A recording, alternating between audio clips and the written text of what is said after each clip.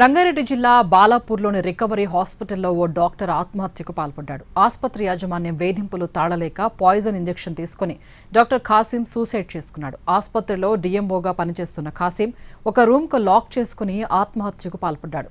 అయితే గుట్టుచప్పుడు కాకుండా అతడి మృతదేహాన్ని పోస్టుమార్టం కోసం పంపించింది ఆసుపత్రి యాజమాన్యం.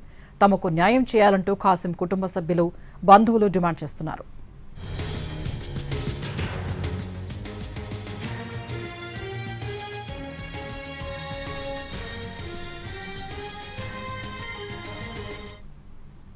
రంగారెడ్డి జిల్లా బాలాపూర్లోని రికవరీ హాస్పిటల్లో ఓ డాక్టర్ ఆత్మహత్యకు పాల్పడ్డాడు. ఆసుపత్రి యాజమాన్యం వేధింపులు తాళలేక పాయిజన్ ఇంజెక్షన్ తీసుకుని డాక్టర్ ఖాసిం సూసైడ్ చేసుకున్నాడు. ఆసుపత్రిలో డీఎంఓగా పనిచేస్తున్న ఖాసిం ఒక రూమ్కు లాక్ చేసుకుని ఆత్మహత్యకు పాల్పడ్డాడు. అయితే గుట్టు చప్పుడు కాకుండా అతడి మృతదేహాన్ని పోస్టుమార్టం కోసం పంపించింది ఆసుపత్రి యాజమాన్యం. తమకు న్యాయం చేయాలంటూ ఖాసిం కుటుంబ సభ్యులు, బంధువులు డిమాండ్ చేస్తున్నారు.